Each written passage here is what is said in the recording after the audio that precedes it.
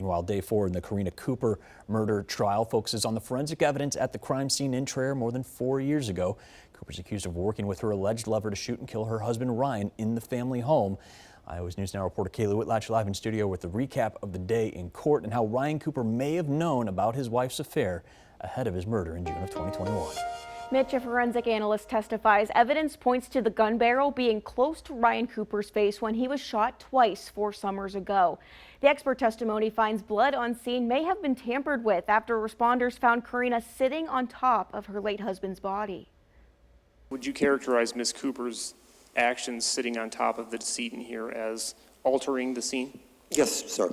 Forensic analyst Kenneth Martin explains there's lots of science that goes into the blood stains found at crime scenes. The impact and angle of an injury, like a gunshot wound, can make a difference when investigating an incident. He says police body cam footage shows Karina rubbing her face against Ryan's, where he had been shot. She's placing her hand across Mr. Cooper and hugging him. Mr. Cooper could have some blood on his face, could be moving that blood around, which could be changing the appearance of the stain. The jury also heard from Ryan Cooper's sister, Michelle Wilson, who says Karina was removed from the Cooper business cell phone plan less than a year before Ryan's death. Wilson says Ryan had been looking into Karina's cell phone records before he died and may have known about her affair. It was a page that included detail from Karina's call logs, and it had a post-it note on it with the name Houston D written on it. Houston Danker is also charged in Ryan's murder. Wilson also says Karina moved houses after Ryan's death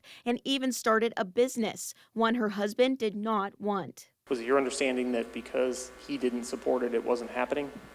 Yes. Following Ryan's death, do you know if she did in fact open that business? She did. Other testimonies from experts find that not a lot of DNA or fingerprints were found on scene, and there's some uncertainty about the timeline of it all. But Martin says the marks on Ryan's face in his autopsy photos show he was probably shot in close range. Stippling, that's whether it be in this particular case where it's red, that's some of the powder as it sears the skin. The firearm, or at least the end of the barrel, was fairly close. Testimony continues tomorrow morning in Lynn County Court. We're streaming the trial live on the Iowa's News Now YouTube channel, where you can catch up on the last 4 days of trial. Live in studio, Kaylee Whitlatch, Iowa's News Now.